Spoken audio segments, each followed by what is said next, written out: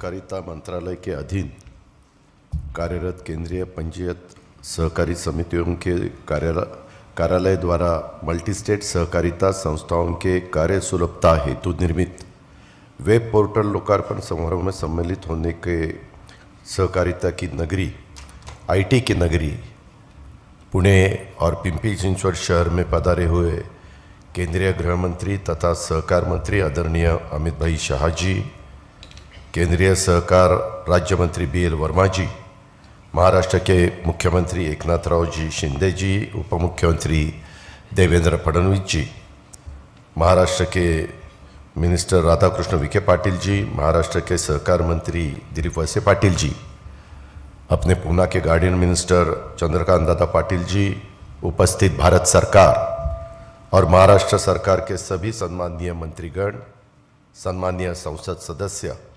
महाराष्ट्र विधानमंडल के सम्माननीय सदस्य और सभी साथियों का मैं तहे दिल से स्वागत करता हूं। स्थानिक इकाइयों के जनप्रतिनिधि केंद्रीय सहकार सचिव नैनेश कुमार जी, विशेष सचिव विजय कुमार जी और महाराष्ट्र के सहकार सचिव राजेश कुमार जी, सहकारिता क्षेत्र में कार्यरत सभी पदाधिकारी कार्यकर्तागण, सहकारिता क्षेत्र के लगाव रखने वाले सभी शुभचिंतक और पत्रकार मित्रों का भी मैं स्वागत करता हूं। उपस्थित सभी भाई बहनों को, युवा मित्रों का राज्य का उप मुख्यमंत्री तथा सहकारिता क्षेत्र में कार्यरत कार्यकर्ता के नाते मैं तहे दिल से स्वागत करता हूं। सभी को धन्यवाद भी देता हूं, आभार भी प्रकट करता हूं। सहकारिता से समृद्धि, यह आदरणीय प्रधानमंत्री नरेंद्र मोदी जी का जो लक्ष्य है, इस लक्ष्य पूर्ति हेतु केंद्रीय सहकारिता मंत्री आदरणीय अमित भाई शाह के नेतृत्व में देश की सहकारिता क्षेत्र में नए बदलाव हो रहे हैं, यह हम सब देख रहे हैं। यह बदलाव सहकारिता क्षेत्र के कार्यकर्ताओं को, संस्थाओं को, पदाधिकारियों को विचार विमर्श के बाद सहमति से हो रहे, देश के लोगों के देश के व्यापक हित को सामने रखकर ये सब किए जा रहे। आपने देश में सहकारिता क्षेत्र का इतिहास करीब 120 साल का है। इन 120 साल में सहकारिता केवल एकमेव क्षेत्र है जो हर गांव, हर कस्बे, हर घर, हर व्यक्ति तक पहुंचा है। शहरी और ग्रामीण दोनों क्षेत्र में राजकीय, सामाजिक, शैक्षणिक, आर्थिक, सांस्कृतिक उन्नति लाने में सहकारिता क्षेत्र ने हर समय, हर परिस्थिति में योगदान दिया है। मुझे खुशी है और हर्ष है कि प्रधानमंत्री आदरणीय मोदी जी के कार्यालय में पहली बार केंद्रीय स्तर पर सहकारिता मंत्रालय स्थापन करने का निर्णय हुआ और देश के पहले सहकार मंत्री के तौर पर माननीय श्री अमित भाई ने इस महत्वपूर्ण नेतृत्व संभाला है। आदरणीय प्रधानमंत्री जी नरेंद्र मोदी जी का सहकारिता से समृद्धि का ये लक्ष्य प्राप्त करने हेतु माननीय अमित भाई के नेतृत्व में केंद्रीय सहकार मंत्रालय हर संभव कोशिश कर रहा है। उनके हर कोशिश को हमारा पूरा साथ रहेगा, ऐसा विश्वास मैं आप आज से इस समारोह के उपलक्ष्य में देना चाहूँगा। माननीय अमित भाई गुजरात से आते हैं मगर अधिक प्रेम महाराष्ट्र से रखते हैं। आपको सब, अरे उनका कारण तो सुनो। कारण आप सभी को पता है कि वो महाराष्ट्र के दामाद है और मानो या न मानो, हर दामाद जी को ससुराल से थोड़ा ज़्यादा प्रेम हो ही जाता है। खुशकिस्मती की बात यह है कि महाराष्ट्र और गुजरात दोनों राज्य कभी एक थे। सहकारिता के क्षेत्र में दोनों राज्यों का इतिहास तथा वर्तमान गौरवशाली ही रहा है। मुझे उम्मीद है और विश्वास भी है कि आदरणीय अमित भाई जी के नेतृत्व में आज मल्टी स्टेट सहकारी संस्थाओं के समन्वय, संचालन तथा नियंत्रण में सहजता लाने हेतु एक महत्वपूर्ण वेब पोर्टल का विमोचन, लोकार्पण हो रहा है। यह एक कदम है।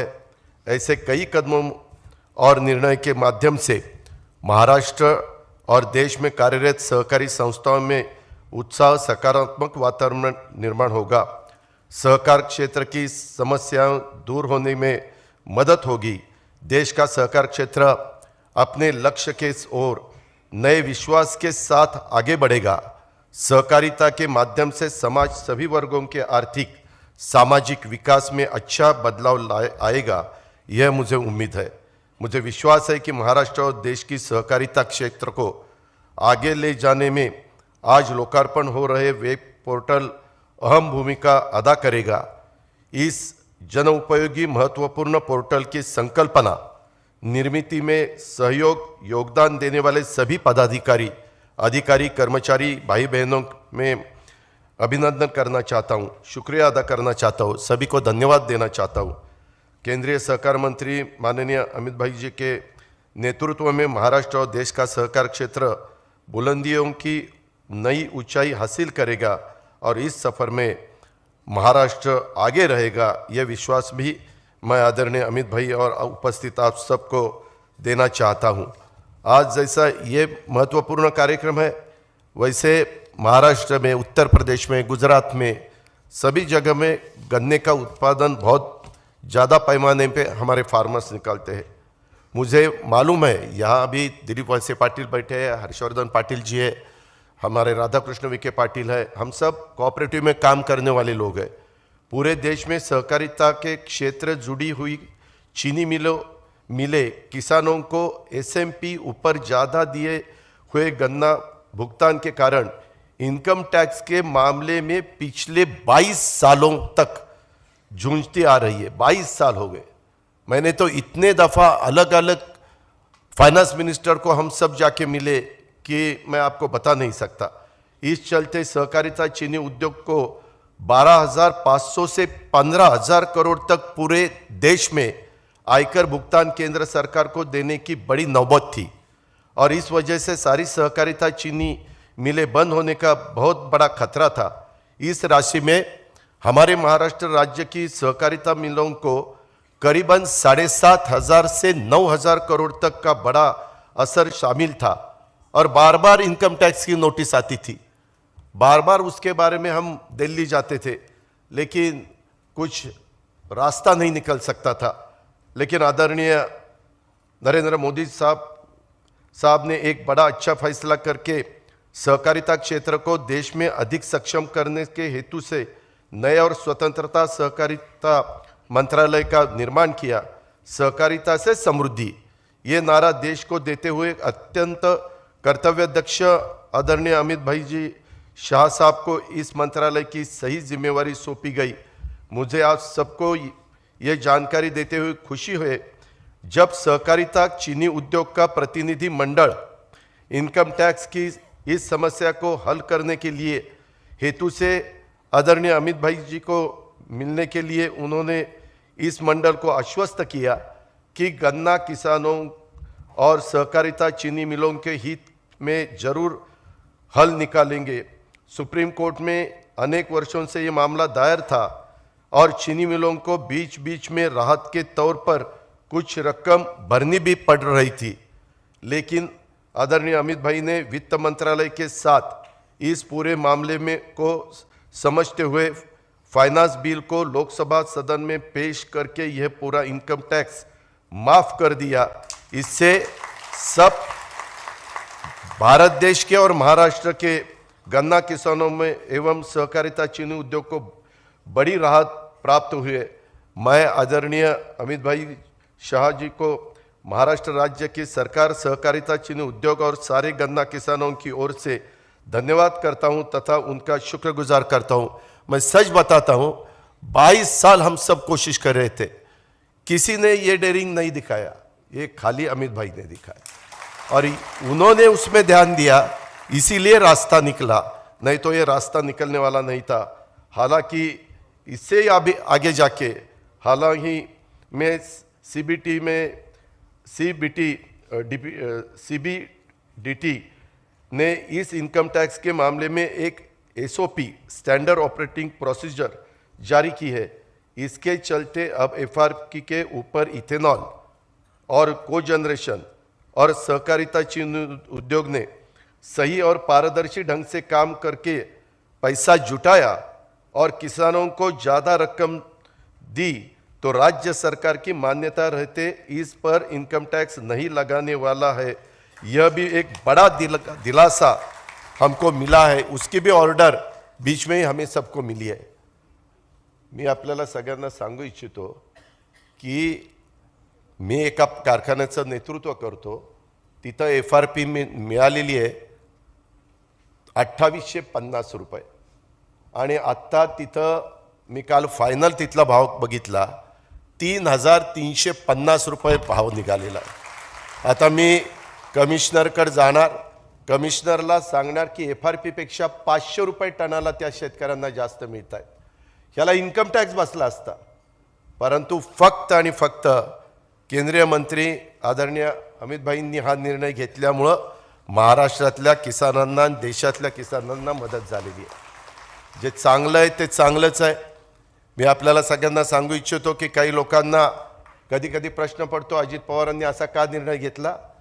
हे करण्याचं धाडस फक्त नरेंद्र मोदी साहेबांच्यात आणि अमित शहांच्या मध्ये आहे।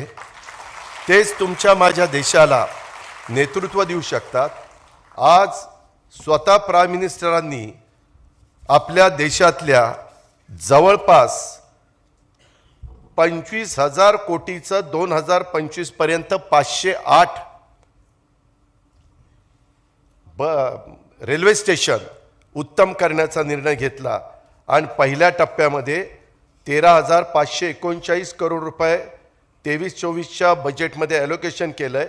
त्याच्यात 126 संपूर्ण देशातली रेल्वे स्टेशन आहेत आणि एकट्या महाराष्ट्रातले 44 रेल्वे स्टेशन त्याच्यामध्ये, आणि त्यामध्ये आपला आकुर्डी आहे, त्याच्यामध्ये आपलं दौंड आहे म्हणजे पुणे जिल्ह्यातलं, आणि माझ्या माहितीप्रमाणे वडगाव मावळ आहे आणि महाराष्ट्रातले इतर आहे।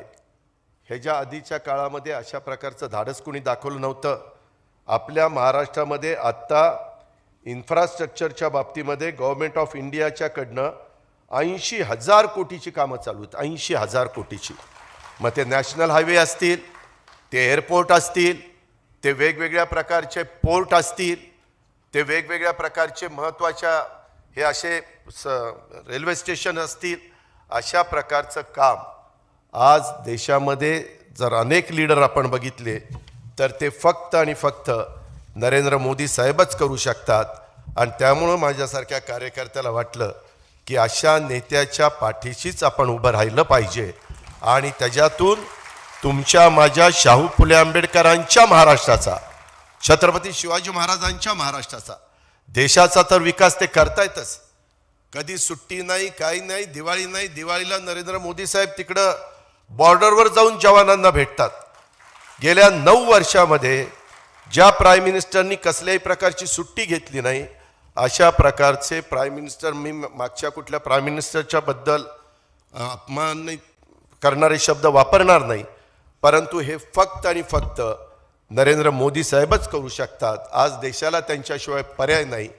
जगामध्ये मान्य झालेलं ते नेतृत्व आहे आणि आज अमित भाई देखील तितक्याच तडफेने काम करतात। मला देखील एखादं काम त्यांना सांगितल्यानंतर ताबडतोब त्याचा निकाल लागतो। आज देखील मी मुख्यमंत्री आणि देवेंद्र फडणवीस साहेब 1 तास त्यांच्याशी चर्चा करत होतो। आम्ही मेट्रोच्या बद्दलचं काम त्यांच्या कानावर घातलं। आम्ही त्याच्याचबरोबर त्या ठिकाणी अपना पुणे नासिक सेमी हाई स्पीड रेल लाइन के बारे में उनके साथ हमने बात की। उन्होंने बताया उसके बारे में ठीक से निवेदन मेरे पास भेज देना। ये दोनों भी काम मैं महाराष्ट्र के लिए करने के लिए तैयार हूँ।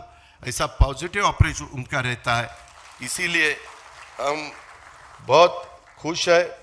मैं फिर एक दफ़ा आप सबको और अमित भाई जी को और सभी साथियों को धन्यवाद अदा करता हूँ और मेरे वीरों को शब्दों को विराम देता हूँ। जय हिंद, जय महाराष्ट्र। माननीय उपमुख्यमंत्री श्री देवेंद्र फडणवीस, आपको निवेदन करती हूँ कि सभा को संबोधित करें।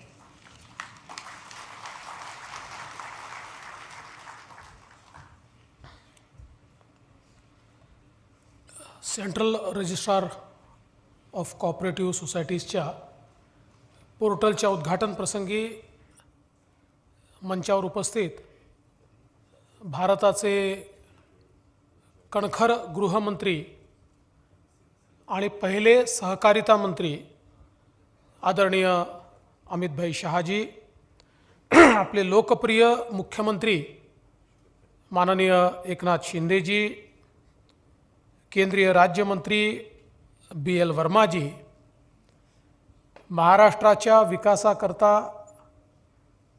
मोदीजींच्या नेतृत्वात एक नवीन इंजिन म्हणून आमच्यासोबत जे जुडले ते महाराष्ट्राचे उपमुख्यमंत्री सन्माननीय अजितदादा पवार,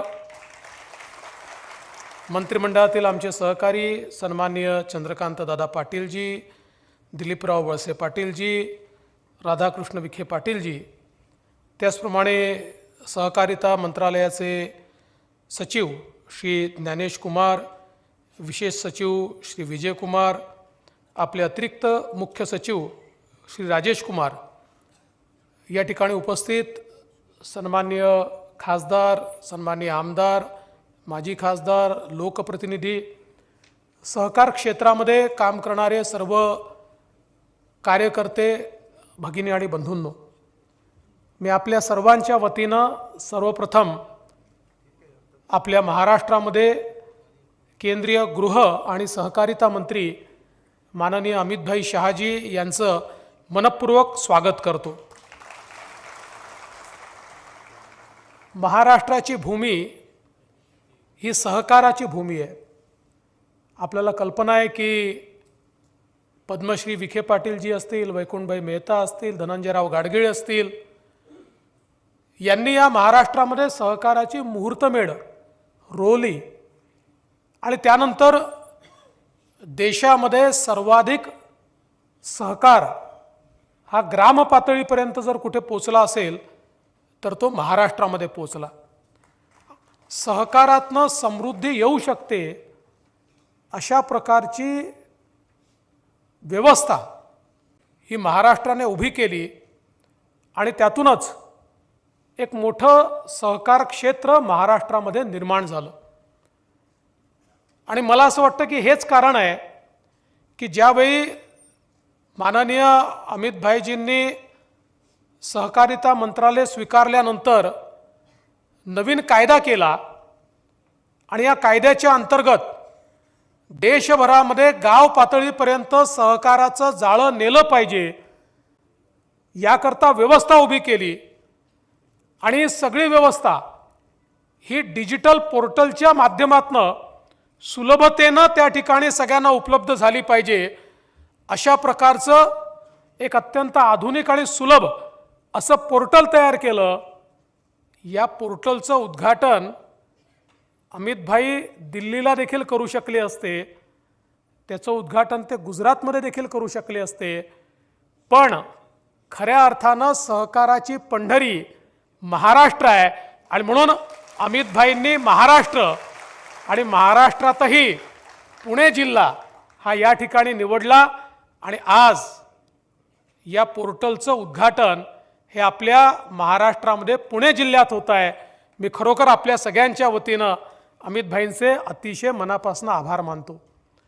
खरं म्हणजे सहकारिता मंत्रालय हाती घेतल्यानंतर ज्या गतीनं त्यांनी बदल केले आहेत, आत्ताच अजितदादांनी सांगितलं की कशा प्रकारे इन्कम टॅक्सच्या संदर्भात वारंवार केंद्र सरकारकडे त्या ठिकाणी डेलिगेशन जायचे आणि हात हलवत परत यायचे. केवळ मला तर अनेक लोकांनी सांगितलं की आम्ही केवळ सगळे साखर कारखानदार सुप्रीम कोर्टातल्या सिनियर वकिलाची फी देण्याकरताच त्या ठिकाणी एकत्रित यायचो, अशा प्रकारची आमची अवस्था होती. माननीय मुख्यमंत्री एकनाथराव शिंदेजींच्या नेतृत्वात एक डेलिगेशन घेऊन आम्ही माननीय अमितभाईजींना भेटलो आणि पहिल्या झटक्यात त्यांनी सांगितलं की मी याचा पूर्ण अभ्यास केला आहे आणि ते म्हणाले की हे अतिशय चुकीचं आहे की शेतकऱ्यांना जास्त पैसे दिले म्हणून इन्कम टॅक्स लावायचा, हे मोदीजींच्या राज्यात मी चालू देणार नाही आणि हा सगळा इन्कम टॅक्स मी रद्द करेन. आणि केवळ त्यांनी इन्कम टॅक्स रद्द केला नाही तर तो तर केलाच, पण काही लोकांनी तो त्या वेळच्या अडचणींमुळे भरला होता, तोही ॲडजस्ट करण्याचं काम हे त्या ठिकाणी त्यांनी केलं आणि खऱ्या अर्थानं शेतकऱ्यांकरता एखाद्या सरकारने विचार केला हे कठीण होतं. कारण यापूर्वी जेव्हा जेव्हा डेलिगेशन जायचे तेव्हा तेव्हा अर्थमंत्री सांगायचे कायद्यात बदल करावा लागेल, रेट्रोस्पेक्टिव्ह कायदा बदलता येत नाही, इन्कम टॅक्सचा कायदा आहे, त्याच्यामध्ये सुप्रीम कोर्टाचे जजमेंट आहेत. पण अमित भाईंनी या ठिकाणी त्यांचं देखील व्यक्तिमत्व हे सहकारातनं घडलं आहे. सहकार क्षेत्रामध्ये अमित भाईंनी अतिशय चांगलं काम केलं आहे. ते सहकारी जिल्हा सहकारी बँकेचे अध्यक्ष म्हणून राज्य सहकारी बँकेवर वेगवेगळ्या सहकार क्षेत्रात त्यांनी काम केलं असल्यामुळे सहकार काय असतो हे तंतोतंत माहिती असल्यामुळे अमित भाईंनी त्यातनं असा मार्ग काढला की त्या ठिकाणी वर्षानुवर्ष जे कोणाला जमलं नव्हतं ते झालं आणि हा इन्कम टॅक्स रद्द करण्याचं काम त्यांनी या ठिकाणी केलं. एवढंच नाही तर आपल्या अडचणीत असलेल्या साखर कारखान्यांना NCDCच्या माध्यमातून त्या ठिकाणी मदत करण्याचं काम असेल किंवा माननीय मोदीजींच्या नेतृत्वात गेल्या काळामध्ये या ठिकाणी आपल्या साखर उद्योगाकरता झालेले अनेक निर्णय असतील की ज्याच्यामध्ये वेगवेगळे पॅकेजेस असतील, इथेनॉलच्या संदर्भातला निर्णय असेल, MSPच्या संदर्भातला निर्णय असेल, या सगळ्या निर्णयांनी खऱ्या अर्थानं केंद्र सरकारचं सहकार विभागाकरता किंवा सहकार क्षेत्राकरता जी संवेदनशीलता आहे ती संवेदनशीलताच आपल्याला बघायला मिळाली. मगाशी अजितदादा असं म्हणाले की त्यांचं महाराष्ट्रावर विशेष प्रेम आहे कारण ते महाराष्ट्राचे जावई आहेत, हे तर खरं आहे. पण एक गोष्ट अजून या ठिकाणी सांगितली पाहिजे की माननीय अमित भाईंचा जन्म मुंबईचा आहे. त्यांची कर्मभूमी जरी गुजरात आणि देश असेल तरी देखील जन्मभूमी महाराष्ट्र आहे. आणि आपल्यापैकी अनेकांना माहीत नसेल की अनेक काळ ज्यावेळेस ते राजकारणात नव्हते आणि उद्योग चालवत होते त्यावेळेस त्यांनी आपली फॅक्टरी देखील महाराष्ट्रात चालवलेली आहे. त्यामुळे काही काळाची कर्मभूमी ही देखील महाराष्ट्र राहिली आहे. त्यामुळे महाराष्ट्रातली एक एक गोष्ट, एक एक जिल्हा, एक एक भाग हा त्यांना माहिती आहे. महाराष्ट्राची स्ट्रेंथ काय आहे ती त्यांना माहिती आहे.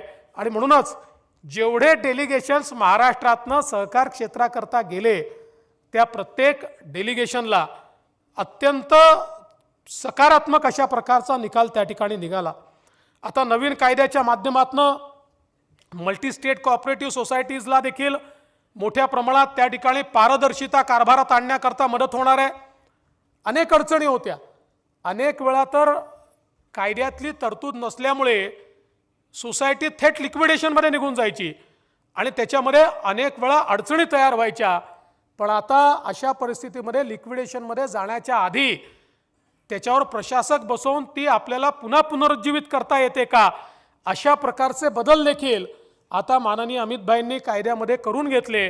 आणि त्यामुळे सामान्य माणसाचा जो पैसा अनेक वेळा त्या ठिकाणी बुडतो तो बुडणार नाही अशा प्रकारची व्यवस्था देखील आता तयार झालेली आहे. सगळ्यात महत्त्वाचं आपण मगाशी प्रेझेंटेशनमध्ये बघितलं जी फिल्म होती की आता आपल्या पॅक्सला मजबूत करण्याचा आणि अगदी शेवटची जी आपली प्राथमिक सहकारी सोसायटी आहे तिला मजबूत करण्याचा आज एक अतिशय महत्त्वाकांक्षी कार्यक्रम हा केंद्र सरकारने हातामध्ये घेतला आहे. आणि मला असं वाटतं की जेव्हा शेवटच्या माणसापर्यंत सहकार मजबूतीनं पोचेल तेव्हाच खऱ्या अर्थानं मला असं वाटतं की गावापर्यंत समृद्धी पोचेल. आज आपण बघत होतो की मोठ्या प्रमाणात गेल्या काही काळामध्ये आमच्या या प्राथमिक सोसायट्या हळूहळू रिडंडंट होत होत्या किंवा पर्यायी व्यवसाय न मिळाल्यामुळे अनेक ठिकाणी त्या केवळ मतदानापुरतं सीमित होत्या. काही ठिकाणी तर आम्ही असं म्हणायचो की पिशव्यातल्या सोसायट्या आहेत, त्या केवळ मतदान आल्या की सोसायट्या बाहेर येतात आणि बाकी वेळेस त्या सोसायट्या बंद असतात. अशा सगळ्या सोसायट्या पुनरुज्जीवित करण्याचं काम हे आता माननीय अमित भाईंनी हातामध्ये घेतलं आहे आणि अतिशय उत्तम कार्यक्रम त्याच्याकरता आता या ठिकाणी त्यांनी तयार केलेला आहे. आपण सगळ्यांनी तो फिल्ममध्ये बघितला की ज्यातनं वेगवेगळ्या प्रकारचे बिझनेस हे आता त्या ठिकाणी मिळणार आहे. महाराष्ट्र में भी आदरणीय गृहमंत्री जी हम लोगों ने वर्ल्ड बैंक के साथ एक स्मार्ट प्रोजेक्ट शुरू किया है. इस प्रोजेक्ट में 10,000 गांवों में हमारे जो पैक्स है इनको हम एग्री बिजनेस सोसाइटी में कन्वर्ट कर रहे हैं और इनको ट्रेनिंग देकर और इनको वर्ल्ड बैंक के माध्यम से हम लोग वित्त पुरौठा देकर और एक सप्लाई चेन का हिस्सा बनाकर हम लोग डायरेक्ट हमारे किसानों को मार्केट का एक्सेस कैसे मिले, इस प्रकार की योजना हमने इसको तैयार किया है और वर्ल्ड बैंक के माध्यम से हमने इसको शुरू किया है। लेकिन अब हमारी इस योजना को ज़्यादा ताकत मिलेगी क्योंकि आपने जो योजना शुरू की, इस योजना का कॉन्वर्जेंस जब हमारी योजना के साथ हम करेंगे तो मैं तो ऐसा मानता हूं कि जो स्वप्न हमारे महात्मा गांधी जी ने देखा ग्राम स्वराज का, या जो स्वप्न हमारे राष्ट्र संत तुकडोजी महाराज ने देखा ग्राम स्वराज का, उस स्वप्न को अब हम निश्चित रूप से पूरा कर पाएंगे क्योंकि जो योजनाएं आपने अब तैयार की है, इन सारी योजनाओं का कन्वर्जेंस हमारी योजनाओं के साथ करके मैं आपको यकीन दिलाता हूं, हमारे मुख्यमंत्री एकनाथराव शिंदे जी के नेतृत्व में हम निश्चित रूप से देश के अंदर पहला सबसे अच्छा मल्टीपर्पज एग्री बिजनेस सोसाइटी का मॉडल जो आपके मन में है, ये महाराष्ट्र में करके दिखाएंगे और इसको पूरे देश में ले जाएंगे। इतना ही आज के इस मौके पर कहता हूं और आपका ऐसा ही स्नेह, ऐसा ही प्यार महाराष्ट्र के प्रति बना रहे, इसके साथ आपका बहुत बहुत धन्यवाद देते हुए मैं अपने शब्दों को विराम देता हूं। जय हिंद, जय महाराष्ट्र।